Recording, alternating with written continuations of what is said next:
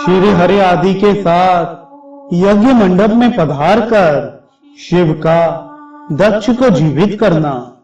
ब्रह्मा जी कहते हैं, नारद, ऐसा कहकर वेद का अनुसरण करने वाले सुर सम्राट चराचर पति दयालु परमेश्वर महादेव जी चुप हो गए।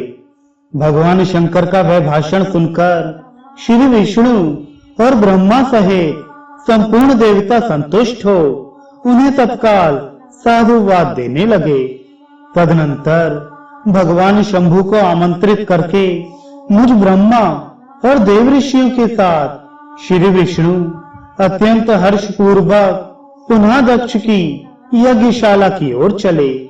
इस प्रकार उनकी प्रार्थना से भगवान शंभु विष्णु आदि देवताओं के साथ कनखल में स्थित प्रजापति दक्ष की यज्ञशाला में पधारे।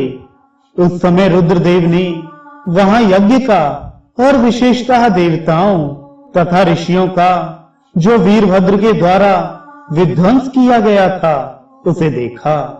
स्वाहा, स्वधा, पूषा, तुष्टि, धृति, सरस्वती, अन्य समस्त ऋषि, पितर, अग्नि तथा अन्य बहुत से यक्ष, गंधर्व और राक्षस वहां पड़े थे।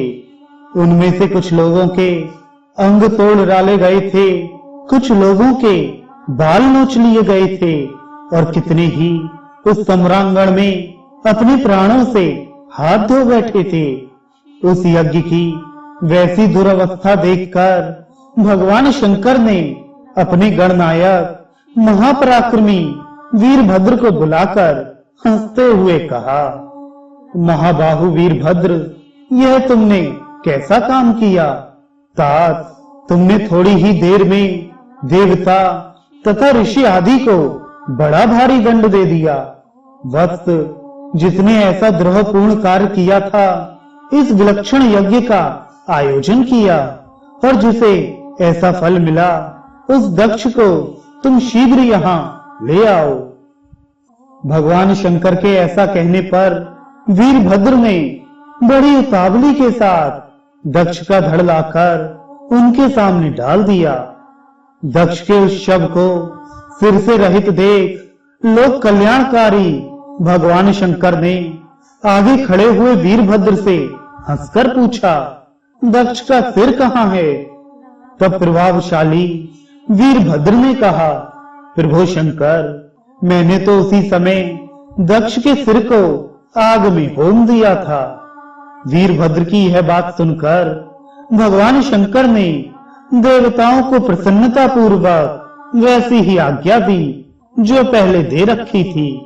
भगवान भव ने उस समय जो कुछ कहा उसकी मेरे द्वारा पूर्ति कराकर श्री हरि आदि सब देवताओं ने भृगु आदि सबको शीघ्र ही ठीक कर दिया। तदनंतर शंभु के आदेश से प्रजापति के धड़ के साथ यज्ञ पशु बकरे का सिर जोड़ दिया गया।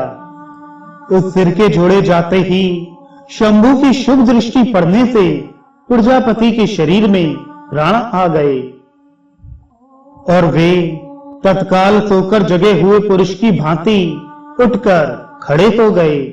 उठते ही उन्होंने अपने सामने करुणानिधि भगवान शंकर को देखते ही दक्ष के हृदय में प्रेम उमड़ आया।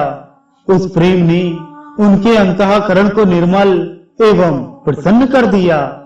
पहले महादेव जी से द्वेष करने के कारण उनका अंतःकरण मलिन हो गया था, परंतु उस समय शिव के दर्शन से वे तत्काल शरद ऋतु के चंद्रमा की भांति निर्मल हो गए।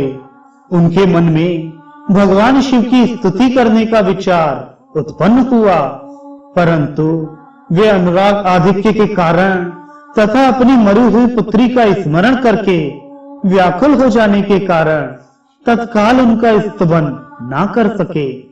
थोड़ी देर बाद मन स्थिर होने पर दक्ष ने लज्जित होकर लोक शंकर शिव शंकर को प्रणाम किया और उनकी स्तुति आरंभ की। उन्होंने भगवान शंकर की महिमा गाते हुए बारंबार उन्हें प्रणाम किया। फिर अंत में इस प्रकार कहा,